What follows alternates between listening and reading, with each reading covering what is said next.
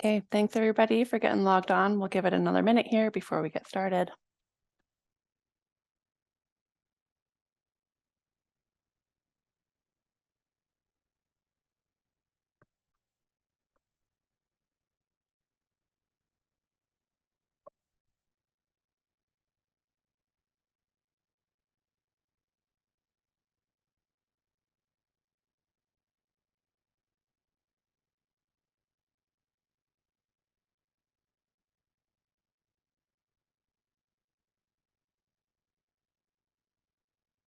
Okay, so let's go ahead and get started now. There may be a few other people who still need to log on, but I just want to say thank you for being here. Welcome. This is the Water Adjudication Workshop with a focus on residential well users. My name is Cara Coleman. I work with Aspect Consulting.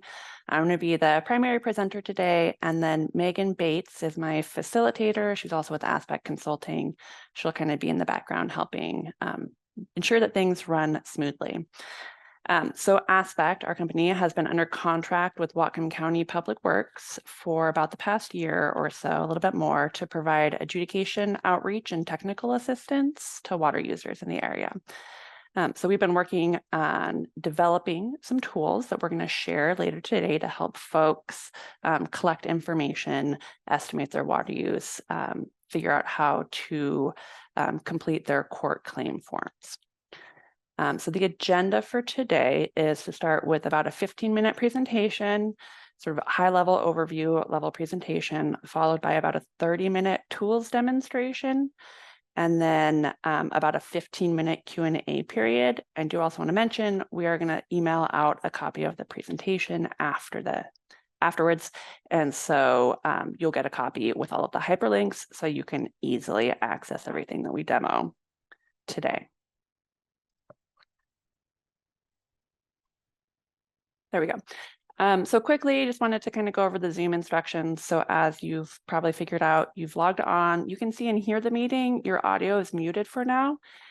If you do have a question during the presentation, you are welcome to put that in the Q&A at any time. You can sort of see the little button there with the Q&A sort of looks like, and it's going to be probably located along the toolbar at the bottom of your screen. So we'll take all those questions during the presentation.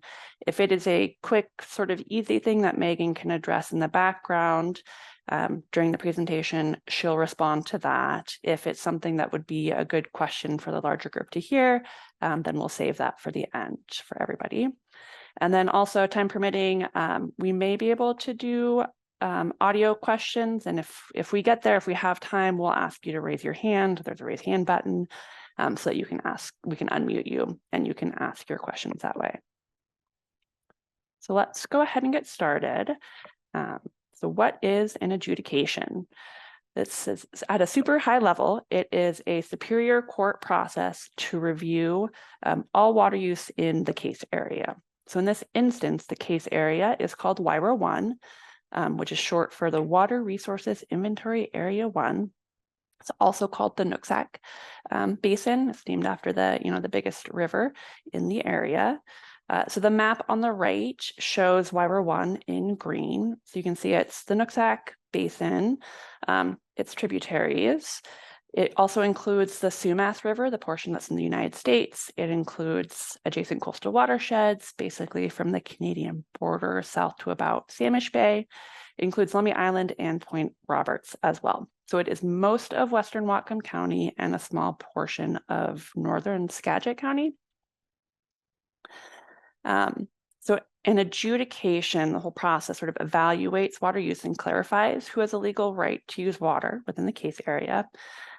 In the end, the court will issue a priority schedule. So it's oldest to newest, which is essentially an inventory of all the water rights in the case area and the attributes of those water rights. So those attributes are things like, what is the water source? How much water can be used? Where can it be used, et cetera. And then ecology issues adjudicated certificates at the end that get recorded on the property title. So because we're talking about water adjudication, I want to provide a quick primer on water law. So in Washington, water is owned in common by the people, and access to use water is managed by the state. So administratively, that falls to the Washington State Department of Ecology. So there are several state laws that govern water. I'm just going to go over a couple of the big ones here. So one is RCW, that's Revised Code of Washington 9003. That's the Surface Water Code, originally from 1917. And then the other is RCW 9044. That's the Groundwater Code, originally from 1945. So these codes define what a water right is.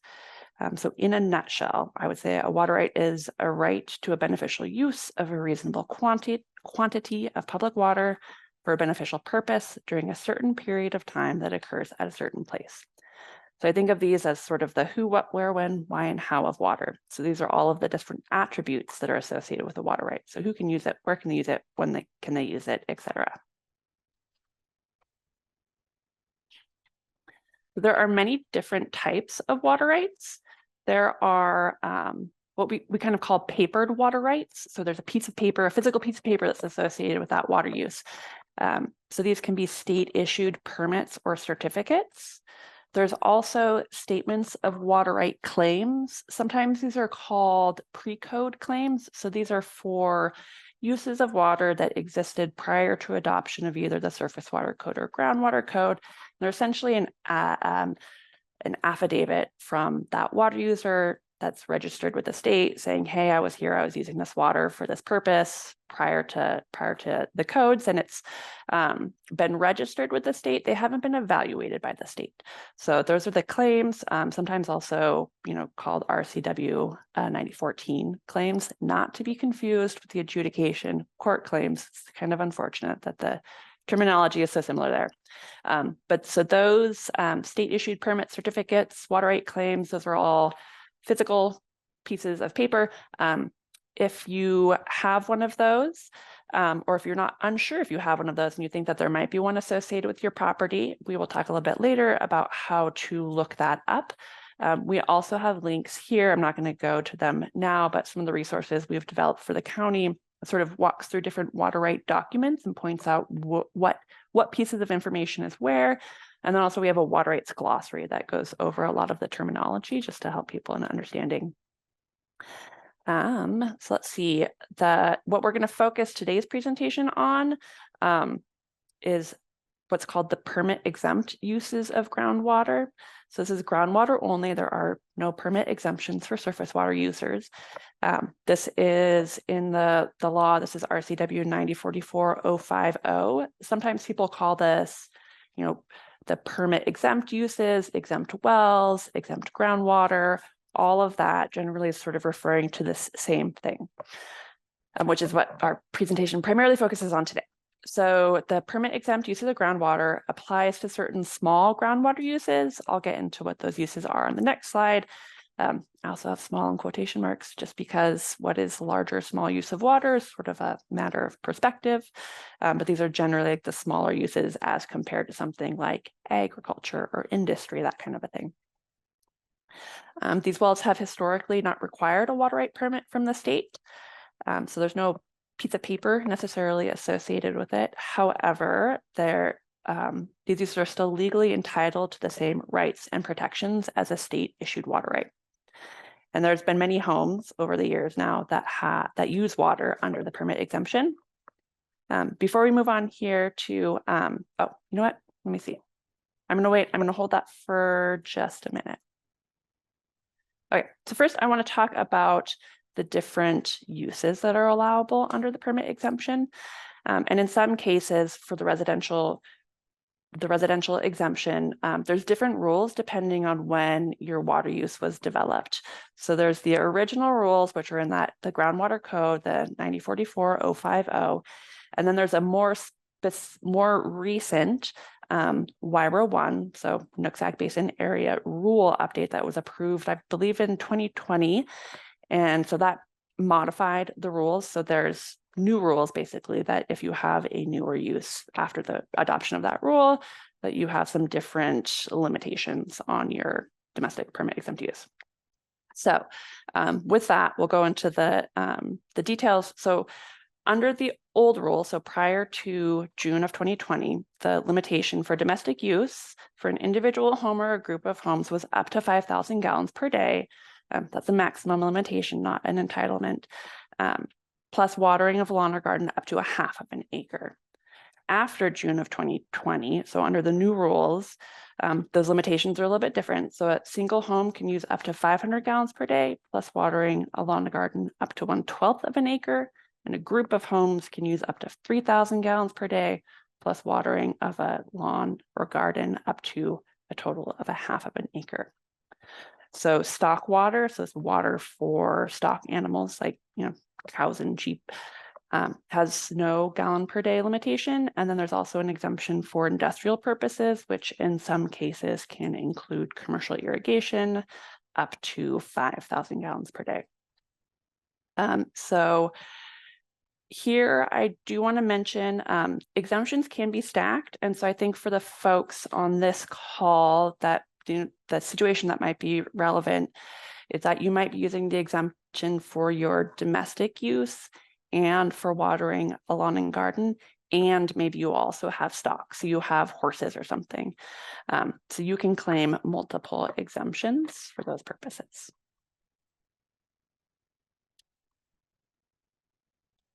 Okay, so adjudication timeline.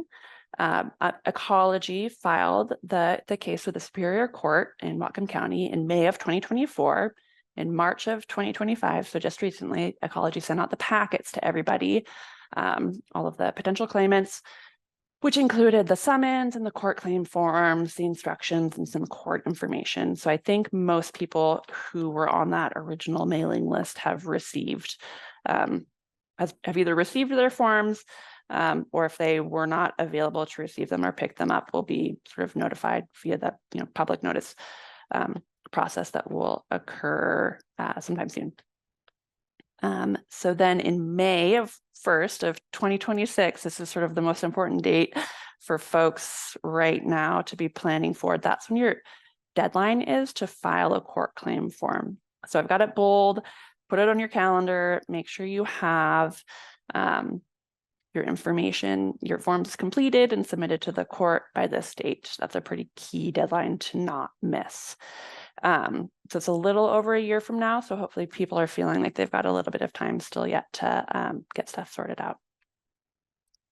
So beyond the May 1, 2026 deadline, there's a lot of stuff that happens.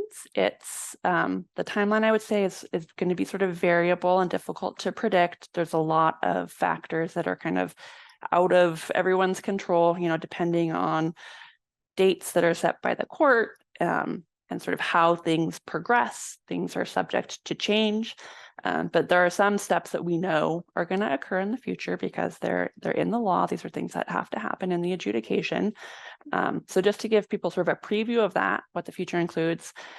So after this 1-year period to file your court claim form, there's a period to file evidence. And so I believe just specific to WRIA 1, the legislature amended the water code a few years ago so that that's a minimum 3-year period. So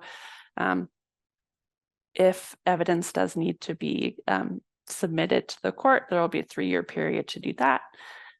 Ecology will then investigate the claims and the evidence that claimants have submitted. They'll issue a report to the judge. Once the report comes out, claimants have a chance to respond to Ecology's findings. Other parties may object. There's lots of stuff that happens. I just sort of have a ... there because beyond the next few years, it again is difficult to predict exactly when things are going to occur. I think Ecology has said they are hopeful that the adjudication will get wrapped up in about 15 years. That's probably a best case scenario. It could definitely, I think will definitely take at least 15 years, probably more. So adjudication court claim form, I'm sort of hoping that everybody here has received their forms and has at least taken a quick look through it. It's a lot of paperwork. I understand it can be overwhelming. We're going to try to hopefully make some of that a little bit less overwhelming today. Just want to touch on the 4 parts of the form. So part A is the claimant information. So that's where you put, your name and contact info. So everybody who is going to submit a court claim form completes part A. Everybody also completes part D, which is the signature page, and where you sort of attest to, by signing this form, I, under penalty of perjury, know that I'm providing information that's accurate and true to the best of my knowledge. So you gotta do part A, everybody does part D, and then part B and part C are where a little bit of decision-making can happen. So part B is just for small domestic groundwater use, which is defined on the forms as indoor use of 500 gallons per day or less, and irrigation of up to 1/2 of an acre of lawn and garden. So if you are using water under the permit exemption, and this use, the 500 gallons per day or less and 1/2 acre of lawn and garden or less, matches your use, then you can use Part B. Part B is sort of a simplified form. It's a little bit easier to complete. It was made at the direction of the legislature. They said, hey, if permit exempt well users, homeowners are going to be in the adjudication, we need to, find a less burdensome way for them to engage. So that's what Part B does. For some people, Part B might not be appropriate, either because they have more than 500 gallons per day of indoor use, or a variety of other reasons. So if that's the case for you, then you would automatically go to Part C, and that's all other uses, right? So that includes larger domestic uses, it includes irrigation, commercial, industrial uses, municipal uses, power, etc. So if you don't fall into that sort of Part B bucket, you're automatically a Part C filer. Okay, so to get at some of the information that is needed to complete the court claim forms, we're going to go over this today in the demo, but how do you get to the date of first water use, current and highest past use? The adjudication is backward looking, so it only looks at the water that you've actually put to beneficial use in the past and what you're using currently. It doesn't look into the future. So current and highest past use, current and greatest areas irrigated, the location or locations of withdrawal, so where's your well located, and the location of use. Okay, so here is where we will sort of transition to demo and look at some of the calculators and the other tools that are available on the web.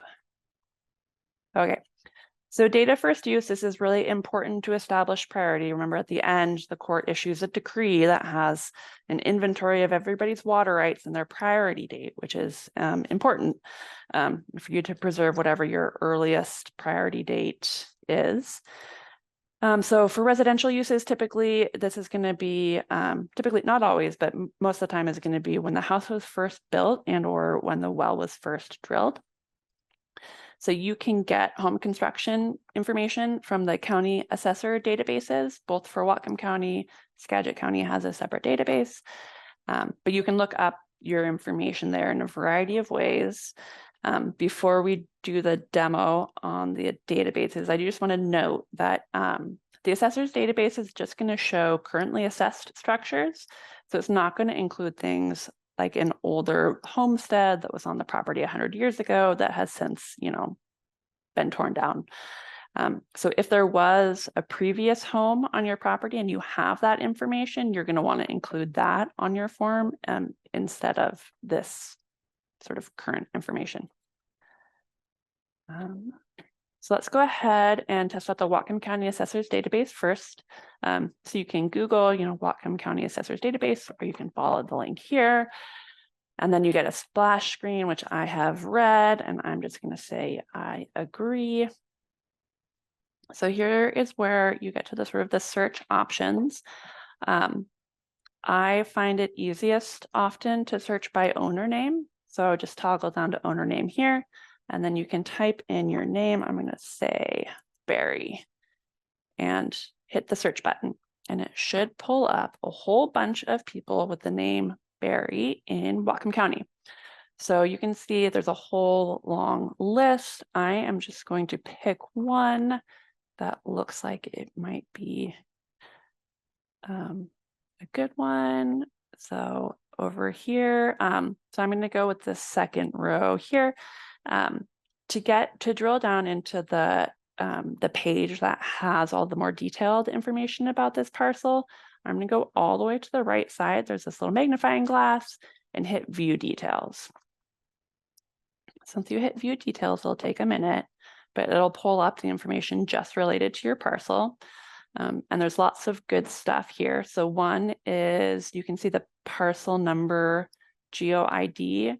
That's the 16-digit code that is the parcel number that you need to include in your court claim form. So in Whatcom County, this one starts with a 400. They also often start with like a 380 or 390. So that's key information. There's an abbreviated legal description, which you can copy and paste onto your court claim form. And then I'm going to minimize these windows so that I can get down to this tab here. Oh, it says improvement building. So if you click on that and open it up, it'll give you the year built of the structures that are assessed. So here I can see the main area of the house was built in 1989. So that would be my year built in this example.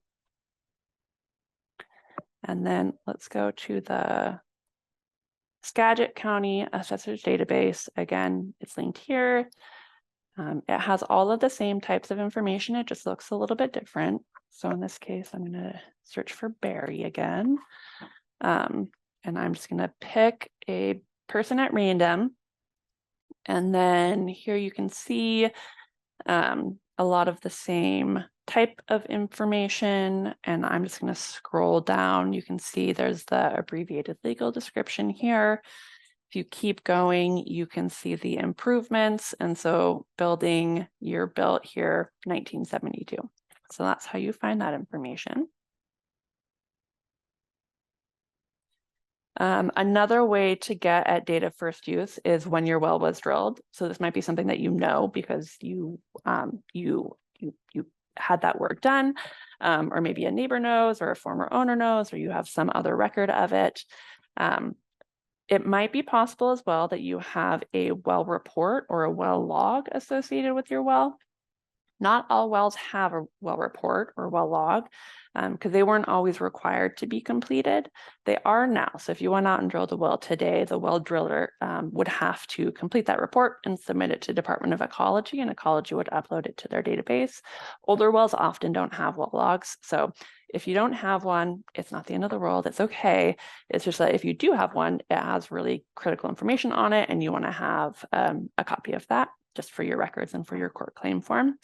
So some of the stuff that's on well logs that's relevant, it'll tell you when it was drilled, what you need. Also give you construction details. So what kind of construction was used, what is the depth of the well, what is the well tag number. All wells should have a little metal tag on them that's sort of like a 6-digit alphanumeric code. So key to have a well log. If you have a well log, key to have your hands on it. Ecology, I'll show you the database that they use to store all this information in just a sec. Do you want to mention it is a little bit, the database can be a little difficult to navigate, even for people like me who use it all the time. So you can also contact Ecology. They have people who can provide a well log. If you just give them your property address or parcel number, they can help you look that up. If you're interested in doing it yourself and running into problems, Ecology did a really great webinar about a year ago where their well log people kind of provide the full download, more download than you might ever want. But they gave a really good presentation kind of on well logs and their history and kind of how to find them. So I have that webinar linked here if that is something that you are interested in. But let's go to the well report viewer now.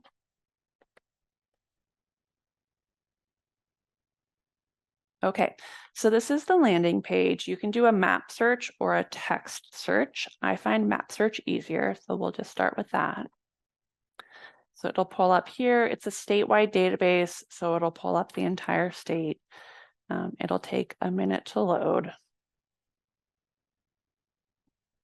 Okay, so here's the state of Washington. I'm going to try to scroll in on Whatcom County to find some example well logs to show. it is a little bit slow. So bear with me. And to scroll, I'm just using the little scroll wheel on my mouse. You can also zoom in and out by toggling the buttons on the screen. I'm going to come down here.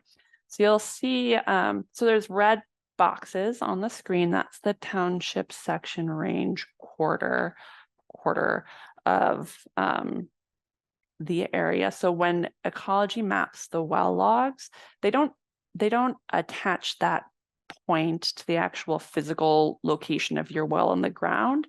They just map the well log to the nearest quarter section. And so there are sometimes several wells in that quarter section. You kind of got to sort through and find which one is yours. I'm going to scroll in just a bit more here. And then to select the wells, say my property is someplace here in section 8, I'm going to go up to the button that says select wells here. I'm going to click that, and then you can just point and click and drag and drop your sort of search area. So I want to search this entire area here. And then it's going to pull up all of these different well reports that are recorded to those points. And so I'm just going to pick a random example, but here you come to the View PDF button. You can click on that and it will pull up a copy of the well report, hopefully. There we go. So this is kind of an older one, not a super great representative example of what a well log looks like. Let me go back to the search results and see if I can find another one that might be better. Okay, so I'm going to view PDF. We'll see what we get. Okay, so this is a good example of what a well log looks like. You can say water well report, and it'll tell you if it's construction or decommissioning.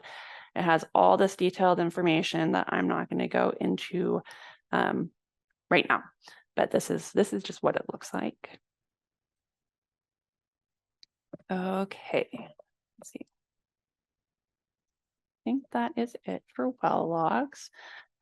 So to get at your current and past water use, if you have a meter that measures your water use, that's going to be the best way to get at these questions on the court claim form, because that's measurement, generally pretty accurate as long as your meter's properly installed and sized and whatnot.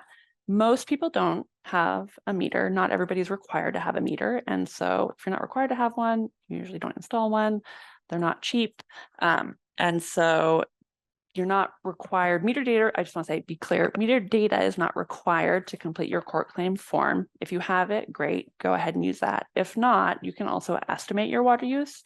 And so this is some of the work that we've been doing with Whatcom County, is developing these different calculators to help people estimate their water use when they don't have a measurement that they can rely on. So we have 3 calculators. There's one for residential use, one for irrigation, which is more geared towards larger agricultural operations, and then one that has livestock use and other sort of miscellaneous uses. So today I'll just do the residential calculator, and then I'll demo the livestock calculator just for like stock water and maybe some poultry. Before we get started, I want to mention, that all the calculators are online. They're free. They're optional. So if you choose to use it, great. If you have other information or data sources that you want to use, you are, you're welcome to use whatever it is that you feel is the most representative of your use. And then if you do use the calculators, none of your information gets saved or stored in any way. So you can go into the calculator, populate it, see what numbers come out at the end. But if you want to save that information, you need to print to PDF or print a physical copy of that to save it. It's not going to get stored any other way. Okay, so let's go ahead and open up the residential calculator. So this will take you to the Whatcom County Public Works website. So you can see here, residential water use calculator. There is a disclaimer at the top of the page. Please read that. I'll scroll down here. There's a brief overview of the calculator, sort of like the intent and purposes. And then the one thing to point out here is that there is a frequently asked questions document that is associated with each of the calculators. So when we built this, we did kind of intend for the calculator and the FAQ document to be used in tandem. So if you're looking for a reference, like where did this number come from? They said that this is there's some default values in the calculator that you can change, but if you want to know where that default value came from, you can find the reference in the FAQ. And then for residential water use, we really do provide two sort of methods for calculating your residential water use.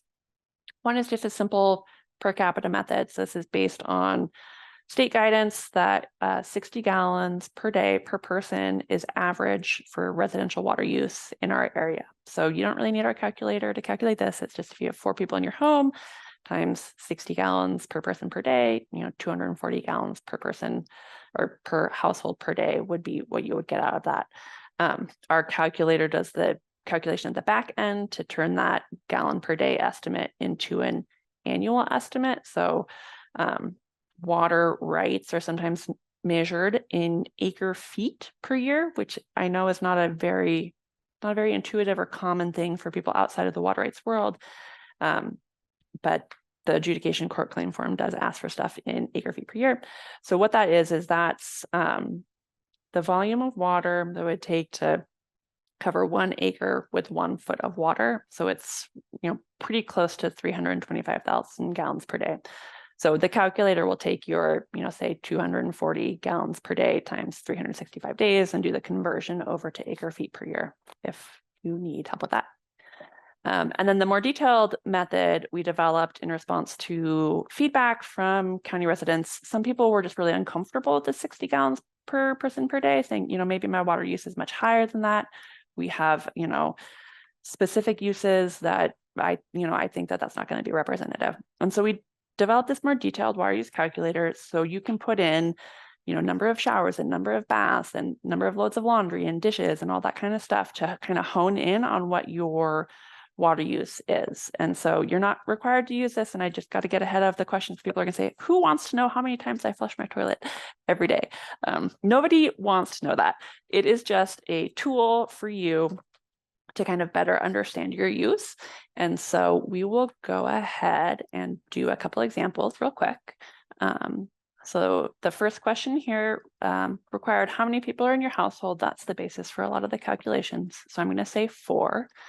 And then you get down into these detailed questions. So shower and baths, how many showers are taken each day in your household? I'm going to say 4 because all 4 of the people who live in my theoretical household take a shower every day. What is the average length in minutes of each shower? Standard value is, or the default value is 7.8. You can see where that came from in the FAQ. You can rely on that, or you can adjust that up or down. Let's say I just want to adjust that up. Everybody takes a 10-minute shower. You just have to, get in that cell and do that. What is the flow rate in gallons per minute of your shower head? So the default value set here is 5 gallons per minute. So that's for standard or older shower heads. Low flow shower heads have a lower flow rate. You can adjust that as needed. Number of baths taken each week, I'm going to say 0 baths because everybody showers every day. So then there's questions about like toilets. How many times are the toilets flushed? What is the flow rate of your toilet? I'm just going to leave these at the standard values right now. I'm going to skip some of this so we don't have to do every single cell together. I do want to do washing dishes. So if you have a dishwasher, how many times is it used each week? In this case, I'm going to say 7. We use our dishwasher every day. And then there's a standard or a default value of 6 gallons per load for your dishwasher. I'm just going to stick with that for this example. Similarly with laundry, how many loads of laundry are done each week? I'm going to say 7. We do 1 load of laundry every day. And again, I'm just going to stick with the default value of, 31 gallons per load for my washing machine. And say 0 car wash. So once I fill that out completely, I come down here and hit the calculate button. And then I'm going to have to scroll back up here. What you can see is all of your results are in here. So just using the simplified method, 60 gallons per person per day. 4 people, that's 240 gallons per day. And then the acre feet conversion is here. Using the more detailed method with my specific information, I came up with 395 gallons per day, and the acre feet conversion is over here. So in this example, the way that I sort of did this, you're higher than the average per capita water use. So in this case, if it was me filling out a court claim form, I would put this 395 gallons per day and this 0.44 acre feet per year on my form. We can do another example here just for fun. And I do this just to kind of show people that it's good to maybe play with the calculators a little bit and sort of see like, oh, if you tweak these little things, how does that change your total use? Because, it's hard to try to like estimate, week to week over the course of a year, how many loads of laundry or dishes did we do? So just want to show a little bit about the sensitivity. So what I'm going to do is the only thing I'm going to change in this whole scenario is the flow rate of my shower head and toilet. So I'm going to take let me say I've installed new low flow shower head. So I'm going to take that from 5 gallons per minute to 2.5 gallons per minute. And then similarly down here with the toilet, I'm going to take that from 5 gallons per flush to 1.6 gallons per flush. And then scroll down here and I can hit the calculate button again.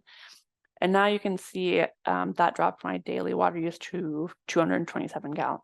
So in this instance, now I'm below what the average per capita method would predict. So not to say that everybody needs to run out there and replace all of their fixtures, but just an example of how like what might seem like a small change in one of the aspects that's represented on the calculator can be a pretty big difference in terms of your total use. So I just say go ahead and play with it and sort of see where things land and what you feel comfortable with and what you feel like is the most accurate representation of your use. The court claim forms will ask you for historical use and then also your highest historical use and then also your current use. So you can use the calculator to get at both of those. And then I think real quick, I do want to do just the livestock calculator because it looks a little bit different. So again, this will take you to the County Public Works website. There's a disclaimer, please read. There are oops, sorry, my computer reloaded there. Basic instructions, a link to an FAQ document. This was also based entirely on the Washington State Department of Health's Water System Design Manual. So we have a link to that as well. And then I'm just going to come down here. You can see the different categories that are in this. I'm going to go with poultry, just open that up and say, I have chickens that are layers and I will work through this. I'm going to say I have 50 chickens and they are on my property 12 months out of the year. We need that sort of timing aspect to get at that. There's a lot of people who have livestock for only a portion of the year. So that's why that's in there. And then I'm just going to go ahead and say calculate. And then you can see down here, it only calculated for the fields where I had entered information, but my poultry estimate in acre feet per year, it's pretty small. Chickens don't use a ton of water. That's 0.006 acre feet per year. So that is how you use that calculator. And then let's see. Web maps. So there's a couple of web maps that are really nice to help calculate acreage, to get coordinates for well locations, to look at historical aerial imagery. So that imagery can be really important if you maybe haven't lived on the property for very long. You can look back at imagery from 20 years ago and see like, oh, how big was the garden back when the previous owners were here. If you need to make some adjustments when you're looking at the historical use, if you don't have personal experience with that, aerial imagery is great. So there's these two. Let me do a time check quick. Okay, we've got about 5 more minutes on demo. I'll try to get through both of these kind of quick. They both have, so there's one that is through the Whatcom County Public Works website, another through Ecology. They both have a lot of the same information. They're just organized a little bit differently, so they look different. And then also the Ecology web map has some additional information on it. It has water right documents where those are mapped to, and also has the well log database sort of embedded in it. So it has more information. It can also load a little bit slower because it has more information. So let me start with the County Adjudication Resources Explorer. Come up here. It'll take a minute to load. It has a lot of data. I'm going to say I agree to these terms. Okay. And then this is what the web map looks like. So up top here, we'll start to see WRIA 1 area. Across the bottom, I know they're still loading, but there's direct links to the calculators and to Ecology's web map and to other imagery sources. So here's WRIA 1. I'm just going to scroll in a little bit. Again, just using the wheel on my mouse to scroll in. I'll take a minute and we're just going to find a random place in the county to start looking. Okay, so I'm going to go up here to the top right-hand side of the map and kind of go right to left to these different tools. So these 4 boxes, here's the image gallery. If you click on that, you see this drop-down menu, and it'll show you can change the background map. So right now, I think we're on the hybrid imagery. Whatcom County has pictometry data for, the past 20 years or so. Maybe not quite 20 years, but they've got several years of imagery. There's USDA NAEP imagery that's older than that. It doesn't always cover all of the county, but it can be really useful for looking a little further back in time if that's available for your parcel area. Skagit County imagery. So there's a few things here you can toggle around on to look at. So I'm just going to say, let's look at the 2022 Whatcom County imagery. So that'll load here. We can close out of this, and then you can also go to map layers. That's this box here. Click on that. Here you can toggle off and on the different layers that are in the map. Most of them are automatically set to be on, but one that is useful, that's another historical thing, is this layer here. It's from the Whatcom Conservation District, or the CD. They have aerial images that they have scanned, like old photos from, whatever airplane survey occurred, a lot of them were in like the 60s and 70s. They've scanned them and geo-referenced them to the map. So I've just toggled that on here. I don't see one in this map extent, so I'm just going to zoom out a little bit until I see a dot. Okay, so these dots are what were just added when I turned on that layer. So if you click on one of these dots, it'll pop up a little box and there's a link. So this is an image from 1987. You can click on the link to get to that image and find your property. So I'm going to close out of this. And then the next tools are the draw and measures. This is sort of the paintbrush palette, the symbol here. I'm going to click on this. I think the first thing I'll do is measure acreage. So this comes up when people are looking at, wanting to make sure, oh, hey, am I actually watering a half of an acre as the, permit exemption allows. And so what I'm going to do is I'm going to come to this so I'm in the draw and measure area, come to this polygon, draw a polygon, click on that. And then you can come down here and say show area measurement. I'm going to turn that on, and then units. I want acres. So I'm just going to select that from the drop down. And then I'm just going to pretend like this is my parcel here, and I want to know how much. Let's say I irrigate what looks like a garden over here, and then I irrigate this nice green area of lawn. I just want to know for my own purposes about how big that area is. So you can see there's this little dot that's tracing my mouse. I just drop that dot wherever I want to start and click, and then you just point and click basically. And every time you click, it drops another little marker. So I'm going to just kind of go roughly around this area. If I was doing this for real, I would probably zoom in a little bit more and drop a lot more markers. But for today, I'm just going to do this. And when you get to the very end and you want to kind of close out your polygon, you just double click, and then it'll stop tracing and it'll tell you your area. So this area is, 1.66 acres. So I hope that they have a water right and are not relying on a water right document, or not relying entirely on the permit exemption, because this is above what that would allow. So that's one thing. Another thing is you can get a GPS coordinate on here. So I'm going to come up to this little marker. It says draw a point, click on that.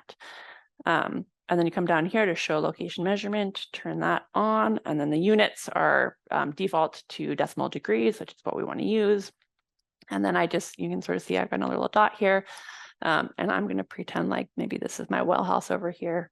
So you just find the area that you want to locate, click, and then you will get your GPS coordinates. So 48 degrees and some, decimals north and, 122 west.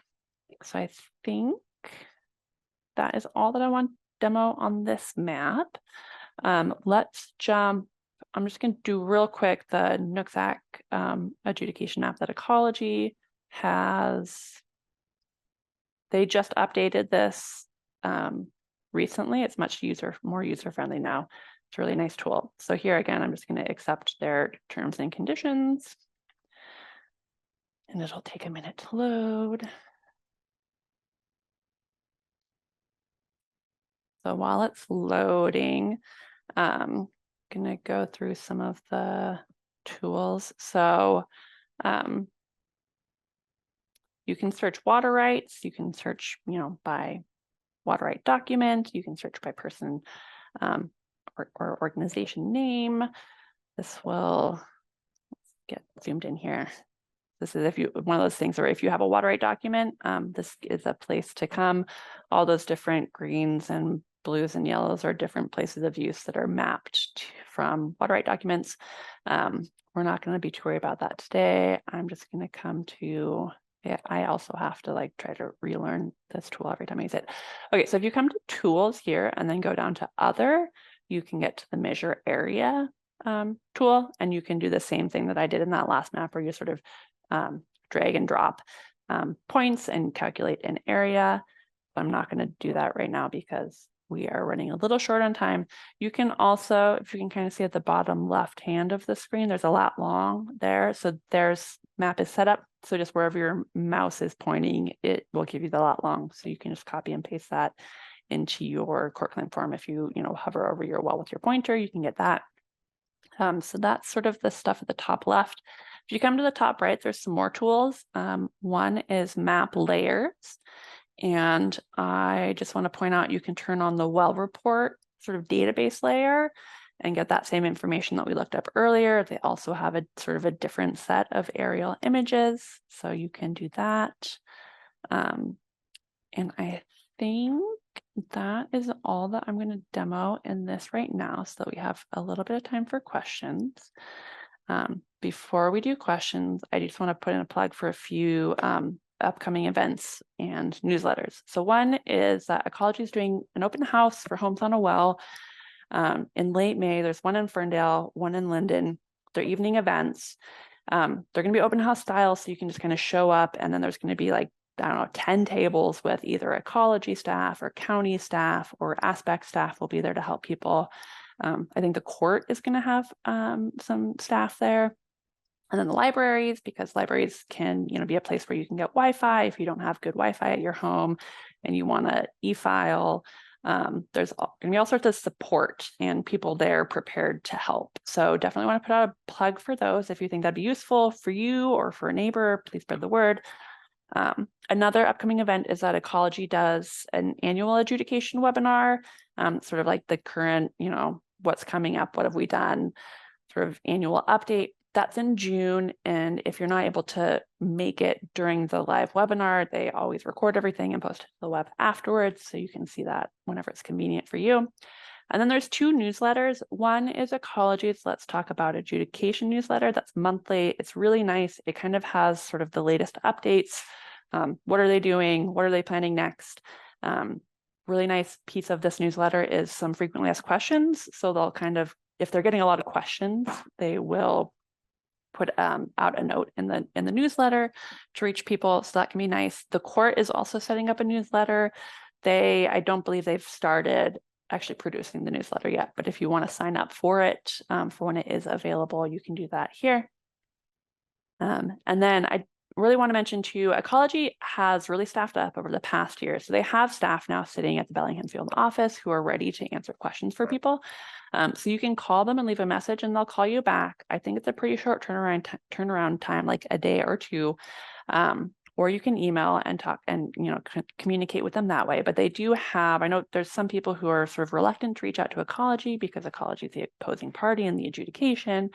But Ecology also has a mandate, to provide technical assistance to water users. And that is something that they regularly do and are prepared to do. So you don't necessarily have to share with them all of your information, but if there's a specific question you have, like, do I have a water right that overlaps my property? I couldn't find my well log online. Could you help me find it? What part of the form do I fill out? Those kinds of questions they can answer. So I'd say definitely take advantage of that resource. And then these are the 3 websites that I just have bookmarked on my computer because I use them all the time. But one is Ecology's adjudication page, one is the County Public Works adjudication page, and then the other one is the Superior Court's adjudication page. So that is it for the presentation. I will pause for a moment here. And then Megan can hop on here and give me some questions. Hi. Okay. So the first one I have is a scenario where an individual uses a well under the permit exemption, but they might supplement the well water with the surface water. Okay. So which part do they fill out? How should they fill out their form?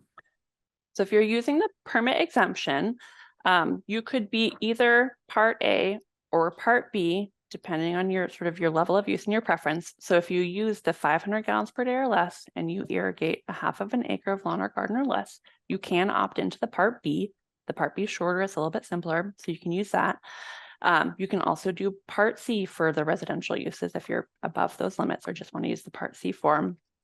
I know the forms are a little, they're long, they're kind of complicated, they can be a little confusing. You can actually do a Part B. You can do one form potentially for multiple uses. So in one situation, it could be you do Part B for your residential use and your irrigation, and then you use Part C for the other exemption that you're claiming for stock water. In this example, it sounds like it may be possible to use the Part B for the home and irrigation use. And then if there's a separate surface water use, so surface water use always requires a permit, there's no permit exemption for that, then you could do Part C for the surface water use, and it will have a section there where it says, what's your water right authority, and you would put your surface water permit or certificate or claim number there. There are also some situations, I'm trying not to make this too complicated, but maybe making it more complicated. There's some situations where people might have, maybe not so much for the residential uses, but like farmers often have like 4 or 5 or more separate water rights for the areas that they farm. And so there's some situations where people will actually have multiple forms because each of their paper water rights will need its own court claim form. So I know it can be kind of confusing. This is one where a call to Ecology can be really helpful just to make sure that things are getting sorted out. And then I see that we have one raised hand. Do you want me to? Why don't we make it through? Why don't we make it through the rest of the questions that are in the Q&A? And then I've got a couple, maybe how about we'll do this. I have a few questions flagged that we just seem to get every webinar. And so I just wanted to address those. So one is, what happens if I make a mistake on my core claim form? Or I find new information. So the answer to that is you definitely want to get your court claim form in on time, right? You want it to be accurate and true to the best of your ability. If you make a mistake, like you make a typo, or later you're collecting evidence and you find out, oh, hey, my house was actually originally built in 1900 rather than 1905, there are opportunities to amend a claim later. So get it in. You can always change it later if you absolutely need to. And then another one, I think, that can be a little bit confusing, but the Part B form in the court claim form and instructions and a lot of those documents, it says it's for a home on a well. It's actually can be used for a home on a well. It can be used for a home on a well on a property that also has like a legal ADU. And there are some situations where Ecology has said it's okay if you have a shared well. So 2 people, so 2 separate parcels, 2 separate landowners could potentially both fill out Part B for their own separate uses. So I just want to let people know that there's a little bit of flexibility there in some of that. And then I have two kind of related questions. One is the county assessor doesn't say when their home was built because it's older, or they looked on the well report database and they couldn't find any information. What should they do if they're in either of those situations where they can't find a date associated with the well or the house? Yeah, so for the house, I mean, that is definitely, for people who are new to the area, a difficult thing to try to drill down on. I would say any neighbors that you know who have been around for a while could be a great resource. If you can contact the former landowner, maybe they know, maybe it was in their family for a while. So if it's not in the assessor's database, you really do kind of need to look to some of the people in the area potentially, and they can always, you know, if you need to document that, you can always head to an affidavit or something to that effect. You can also, that's also something where the historical aerial imagery might be useful, depending on how old it is and how far back you need to go. That can sort of sometimes be helpful. And in terms of a well, again, it's the same sort of a thing. If there's not a well log, just because you weren't able to find it in the database that's online, I would say maybe that'd be a call to ecology just to make sure that it didn't get missed. Sometimes they can be kind of hard to track down, and yeah, otherwise it's, you know, talk to the neighbors, try to you know, figure stuff out from the folks who might know. Did I answer that, Megan? I'm not sure if I missed something. I think so. Okay. And then the last one I can see here is a question about if there's what should they do if they're planning on selling, I guess, in a couple of years if they're interested in selling their property. So definitely your property is a lot more valuable when it has water rights associated with it. So if you are in a position of you live there currently and you're going to be there through the period in time when potentially court claims are due, before you sell, I would complete your court claim form, make sure you get it in to the courts by the deadline. And then when you do decide to sell later, I think there will probably be some sort of a process. And I think the courts are working this out now. That one of the first things the judge did actually in this case was set up sort of like an advisory panel to help work through administrative issues like this. So like, okay, what happens if I file a court claim form and then I move? How does that get assigned to the new owner? So there's stuff like that that's still kind of going to get worked out. But I would definitely say if you're planning on staying or leaving and selling your property, absolutely get your court claim form in, because that's going to be a big thing for future owners. That's going to be something that's important that they're going to want to have. Great. And then I have, oh, I just got another question. Oh, it's actually from Sheila. It's an additional Sheila's here. Hi, Sheila. It's from ecology. Okay, great. Okay, so you may receive a MLS form from the seller, which confirms whether a court claim form has been filed. Okay, great. So there is some paperwork already associated with this. Good to know. Thank you, Sheila. Okay, let's see. We are right at about time. I am available if we didn't quite get to your question, you can go ahead and email me later. And I'll see if maybe I can address that. I will also get a copy of the presentation out to folks. So you have access to that. And otherwise, let's call it a day. Thank you everybody for being here. Appreciate it. Thank you.